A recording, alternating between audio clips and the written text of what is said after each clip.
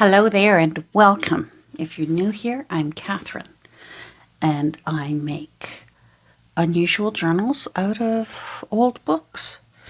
And I have been working on this little baby today. I have a few in various stages right now of working. If you hear me talking to someone else, there is a very busy little 5-month-old puppy at my feet. Hey you, out of there. Move a bum, chum. Thank you.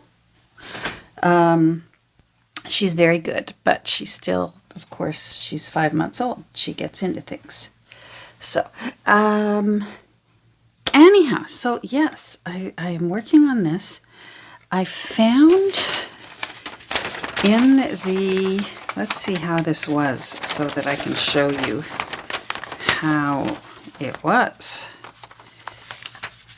Oh, now let's see if I can remember how it was. Okay, so it was like this in the book, and which is, you find that quite often.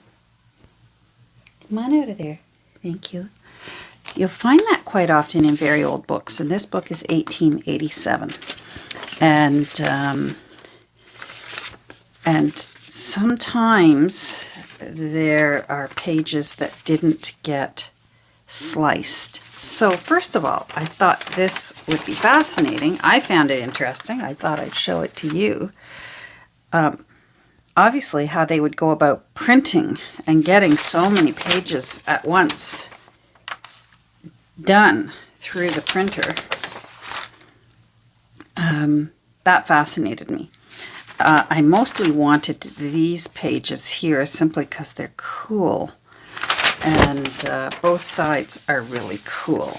So, and then I got a little chuckle because right here it says W.M. Thackeray's Works, Cheaper Illustrated Edition. And I have a feeling that's the one I got, because I have to admit, I chuckled as I was pulling it apart, because here's most of the text block. I've already been taking some of it apart because I want the front page. And I want, I always love the page that will show, whenever possible, the date that it was printed. So, I'm just checking. I'm going to pause and see if there's something in a mouth. We're all good. All right. Anyhow, I just had to chuckle. Let me get these out of the way. So, here's the table of contents. Here were a few more pages. I don't even think they're... Oh, these were from the... That's from the back, because it's page 305. But if you look, you'll see why I think this is one of the cheaper illustrated editions, is because, first of all, it is illustrated. There's some sweet little illustrations in it.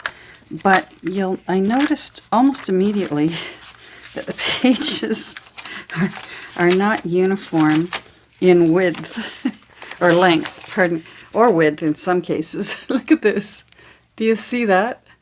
They're not the same length. Look at this. There's the other side of those ones. They just, well, we ran out of paper. We'll sell this as a cheaper illustrated version. But it got books out to people, and here's some more. Look at that. I love it. Gives it character. I've got uneven parts to me too, so what the heck. You know what? Anytime you can get books out to people, that was a huge thing. The printing press changed history. So I am making some more pages. I've got a goodly portion of the signatures that I want to put in ready. I think they can handle a bit more.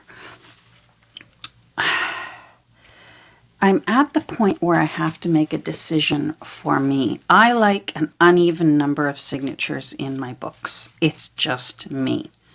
it's not a rule.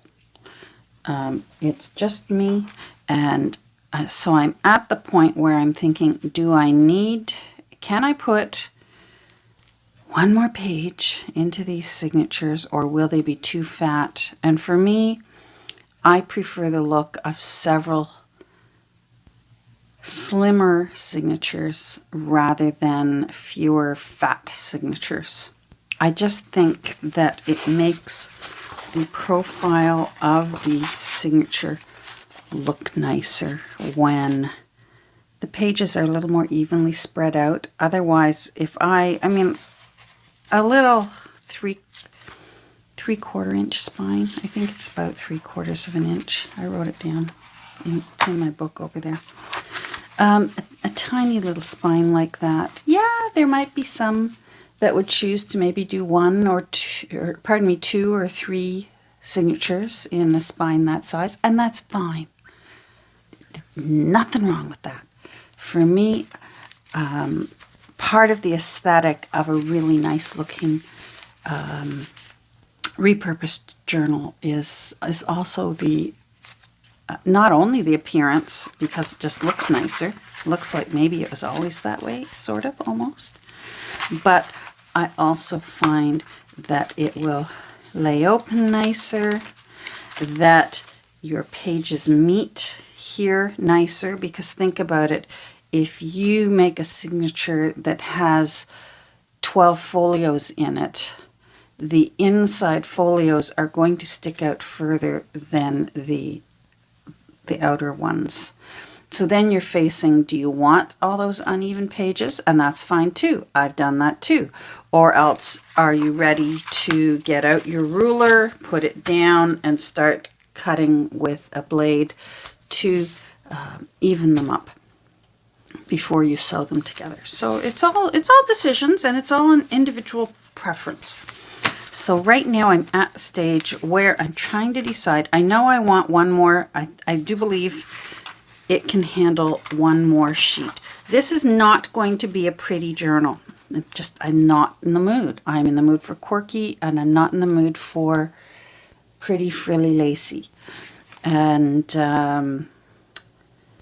so I don't believe I'm going to need to accommodate fabrics, or too many fabrics, or laces that will significantly bulk up a journal. So, and I have had a bit of fun doing some deckled edges here, just torn edge. I just use my homemade ruler, and you can make one too. They're very easy. Get yourself a plastic ruler. Try and get a thicker one rather than a thinner one. They're easier to, they'll last longer, and they're easier to tear along. I prefer a see-through one so that you can see where you're tearing with, you can see the paper underneath. And then simply get yourself some pliers, and then just start biting off little bites across the one edge. And that's how you'll get that nice uneven torn look, as opposed to these purchased kind that there is a repeating pattern on this. And I still use this, don't get me wrong. There's a time and a place that I prefer this one. But I would say more often than not, this is the one I love using, because I don't see the pattern repeat, because it's impossible for there to be a pattern repeat. I'm one of those people, I can hear the loop in white noise machines and I'll drive myself crazy. So there you go. That's just for the new folks here. Sorry, bear with me if you're one of the usuals and you're thinking, Catherine, get on with it. We've all heard this before. So I picked out a few things. I want to put, I do want to put this in. I believe there's plenty of journaling space there. I think someone could have fun with this space. It is from 1947. It's a receipt from the Saskatchewan Brewers Association. Now, I do believe this is from Camille. And I don't know whether I should be... I just always feel like it's nice to remember and acknowledge when I've received happy mail. And I do believe I got a whole bunch of stuff from hotels, and I do think it was Camille. But I also have another friend out in Western Canada who is very, very generous with me. Thank you, Kelly. So just in case, it's that was happy mail. And if it's not one of those two, then I apologize to whoever I have forgotten. Now, let me find my template. I always make myself a template to work from, and I write all over it, template, because I lose it almost immediately. My template, I always take about 1/8 of an inch off of this side, because I can never get it, I can never get my new signature to fit in as tightly as the original text block went in. So I give myself a little grace space and I take about 1/8 of an inch off. Oh, you've decided to have a nap right there, have you?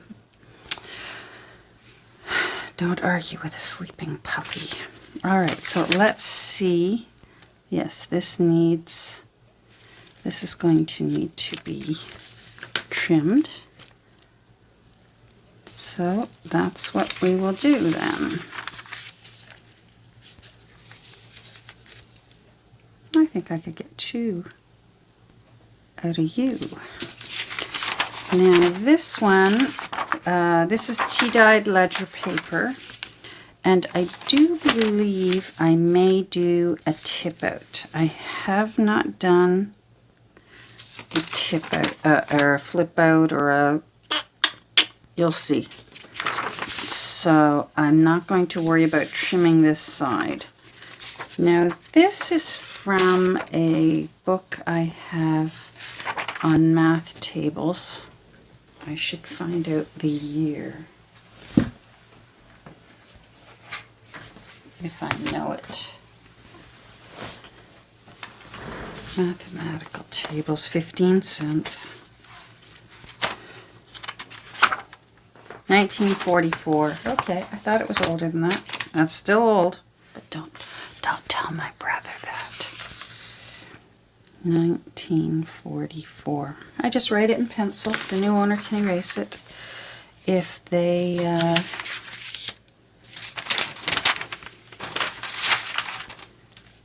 don't like. Okay, so this one's good. It's not quite wide enough. I'm fine with that. And it is tall enough. You'll see this is one of those books that the way they sewed it in was by machine, and it was straight down the middle.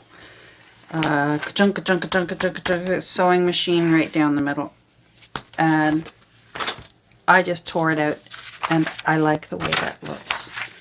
So these pages make really cool backgrounds for collaging on, or if it's a page that you want to be able to glue on, it looks cool. What a neat background with the numbers. So that's good to go. So this needs to be trimmed. And then what I want to do today is I'd like to put in a tea-dyed window paper. I don't want to put it in this way. That will bulk it up, all that. So I am going to make it smaller, and I'm going to sew it into the signature there. So we'll hopefully get to that too. Kirby, I need you to go have a nap somewhere else, love. You're going to get rolled onto. Honey, thank you. If you'd like to meet Kirby and you're new here, go back a couple of videos. She's the new kid in my crafty block. There we go.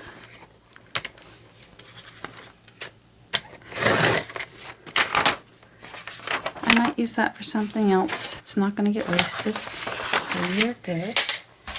Now, what I want to do is I want to fold this there.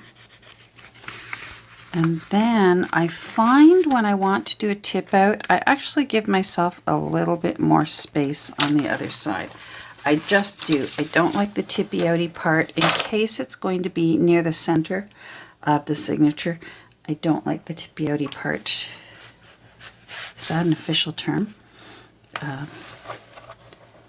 To be too close to the edge of the book. I'm doing my fold here because I love that number and I want that to be on the presentation.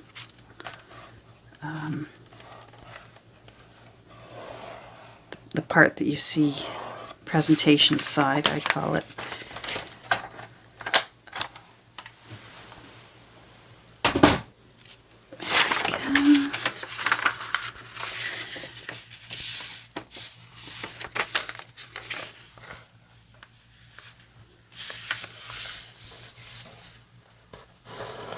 I should move this. I was making faux cellophane tape yesterday to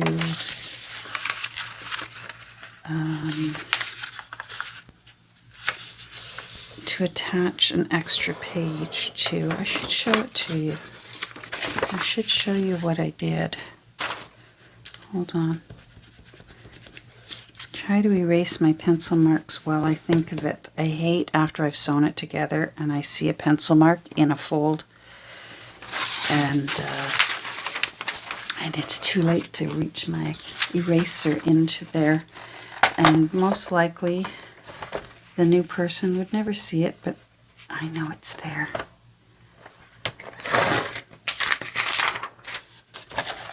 You drive me crazy. Now, it also needs, I almost forgot. It also needs that removed. There we go. So happy Saturday, if you're watching this on Saturday. Hubby had to work this weekend. It's a long weekend for many of us here in Canada. I don't believe it's coast-to-coast holiday. I could be wrong, but I don't believe that everyone celebrates it. Like, I don't think everything closes down the way it does for Canada Day or Christmas or that sort of thing. So, I know a friend of mine who works in the federal government as opposed to the provincial government. The provincial government will close down because this is a provincial holiday, whereas the federal government stays open. So here we go. Let's see. 1, 2, 3, 4, 5. I had that just in case. It's a leftover offcut. There's already some in there. So I'll put that aside for now. And then we're going to work on this, and we're going to make it into a shorter envelope to fit in. So, come on out.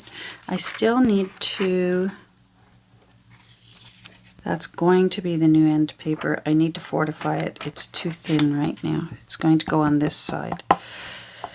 I still need to fortify those hinges. Perhaps I'll do it tomorrow and we can do it together. So, where I used the tape. So, I just loved the first page.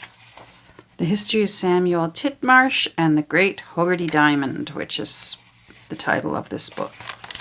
So I just liked it. And this one I wanted, of course, because there's the 1887, and I love that. Now, where did I...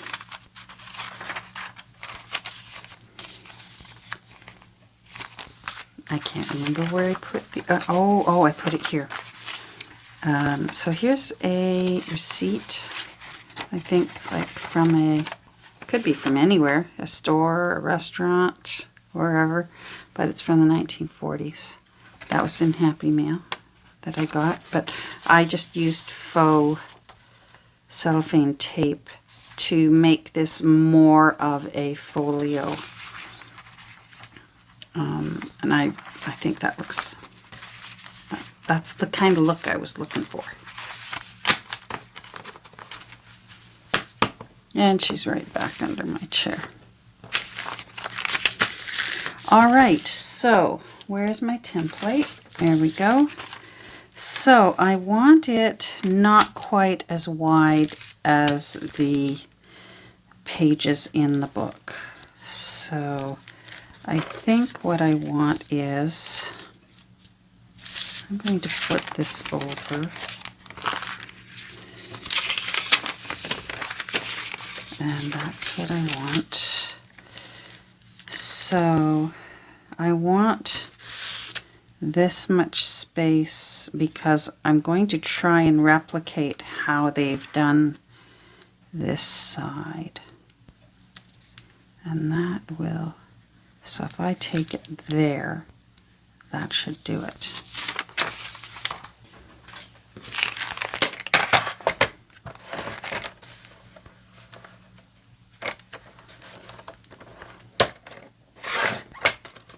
Take that off. All right. So what I want, I just want to see how they've done it.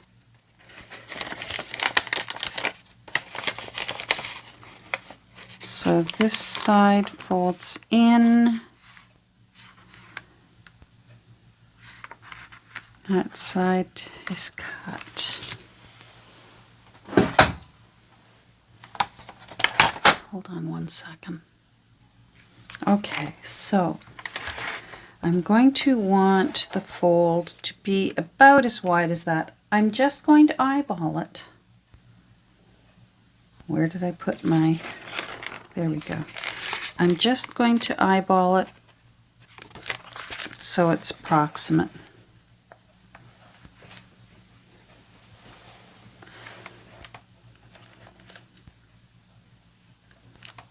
There we go.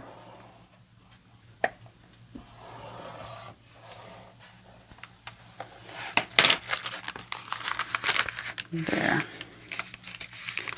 All right, so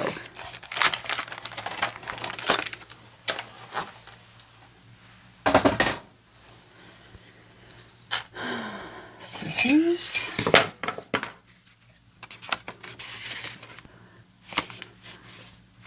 I'm going to cut you.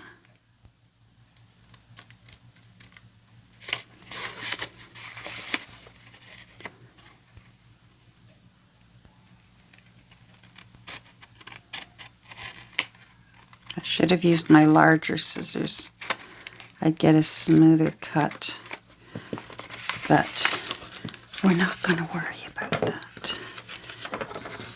Take this side in just a little bit so it folds in nicely for you. There we go.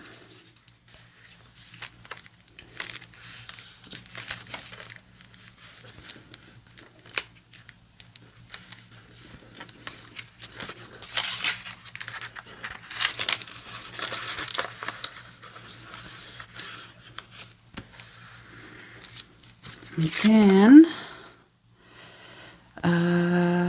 it goes in just a little bit. See the little angle on that side? I want to replicate that. More or less. Not going to worry too much if it's... Hi there, I'm interrupting here. So it might have seemed abrupt suddenly. Whoa, why am I looking at the book and it's closed? It's because I decided in doing my editing, this video went on for 52 minutes, and that's way too long. So I've split it in half. So you're seeing half today, Saturday, and you'll see the other half tomorrow morning. I'll release it tomorrow morning so that you can finish seeing what I was doing. Hopefully I'll be able to pick a natural break in what I'm doing, and you can see the end result. So I hope you'll join me tomorrow, Sunday morning, and watch the end of what I get done in this little book. It's not terribly exciting because the bulk of the construction work in a junk journal is rather mundane. The fun part comes in the decorating. But we all need to do this part in order to get to the fun part. It's like so many tasks in life, right? So I hope you have a great rest of your day, and I'll see you back here tomorrow morning. Take care.